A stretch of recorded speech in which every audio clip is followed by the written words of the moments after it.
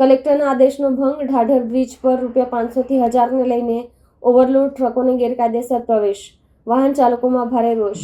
આમોદ જંબુસર માર્ગ પરના ધાધર નદીના બ્રિજ પરથી ભારે વાહનોને પસાર કરાવવા બદલ તહેનાત કર્મચારીઓ દ્વારા ₹500 થી 1000ની ગેરકાયદેસર ઉઘરાણી થતી હોવાના ગંભીર આક્ષેપોથી વાહન ચાલકો અને ટ્રાન્સપોર્ટર વર્ગમાં ભારે રોષ ફેલાયો છે।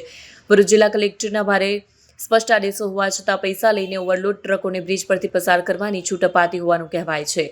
ગંભીરા બ્રિજ દુર્ઘટના બાદ ધાધર નદીનો આ બ્રિજ છેલ્લા 5 મહિનાથી ભારે વાહનો માટે બંધ છે, જેના કારણે નિયમોનું પાલન કરતા વાહન ચાલકોને 80 કિલોમીટરથી વધુનો ફરજિયાત ફેરાવો કરવો પડે છે। સ્થાનિકોની વ્યથા છે કે લાંબા માર્ગે ખર્ચ વધતા છતાં નિયમોનું ઉલ્લંઘન કરી રૂપિયા આપીને ભારે વાહનોને પસાર થવા દેવા એ બ્રિજની સુરક્ષાને જોખમમાં મૂકવા સમાન છે। દિવસ દરમિયાન જંબુસર તરફથી એક ઓવરલોડ ટ્રક બ્રિજ પરથી પસાર થતા જ સ્થળ પર વાહન ચાલકોનો રોષ ફાટી નીકળ્યો હતો અને વાતાવરણ ઉગ્ર બન્યું હતું। મામલો બીજકતા આમોદ પોલીસ તાત્કાલિક સ્થળે દોડી આવી હતી અને કાયદેસરની કાર્યવાહીના ભાગરૂપે 2 ટ્રકોને જપ્ત કરી પોલીસ સ્ટેશન લઈ ગઈ હતી। વાહન ચાલકોએ આ ઉઘરાણીના આક્ષેપોની યોગ્ય અને તટસ્થ તપાસ કરીને ભ્રષ્ટાચારને ડામી દેવા અને જવાબદાર કર્મચારીઓ સામે પગલાં લેવાની માંગ કરી છે। ઇસ્માઇલ, શું કહેશો આપ અત્યારે જે ઘટના બની તે બાબતે? અત્યારે ઘટના પહેલા અહીંથી મારે કેવું છે કે છેલ્લા 5 મહિનાથી આ પુલ બંધ છે, બરાબર છે, અને છેલ્લા 1 મહિનાથી આ પુલનું રિપેરિંગ થઈ ગયેલું છે।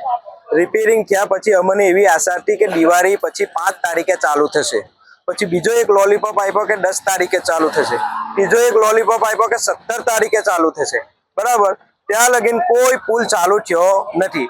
પુલ ચાલુ નથી થયો એ દરમિયાન આ લોકો રાતે ભરદાહી વાહનો કરે છે। 45 ટન 50 ટન મીઠાની ગાડીઓ નીકળતી છે અને એના પેટે એક ગાડી દીઠ ₹1000 ₹500 ઉઘરાણી કરે છે, બરાબર છે। અભી ઘટના એવી બની કે એક ભરદાહી વાહન આવ્યું, મનહરભાઈ કરશનભાઈ પરમાર, ગામ મંજો। હવે એક 3 કલાકથી માથાથી ચાલે છે, 3 કલાક 3-4 કલાક ભરેલી ગાડી જાય છે અને ખાલી ગાડી આવે છે ને કઈ જાય છે? જંબુસર બાજુથી ભરેલી ગાડી ઓલ લોડ ટેમ્પો ગયો, એને કોઈ રોકી ના, એમાં કોઈ જમાદાર કે એ તો છે જ નહીં। હોમગાર્ડ વાળા હવાલદારી કરે, ₹200-500 માગે અને એમનું ગુજરાન ચલાવવા સારું ગાડીઓ જવા દે છે, બરાબર। અને બીજી પબ્લિક દુઃખી થાય તેને કોઈ વાંધો આવતો નથી। તો એ ગાડીઓને હોય એટલું જ છે ને, એ ગાડી ના જવા દેવી જોઈએ ને। સરકારી બસની અંદર પેસેન્જર ભરેલા હોય।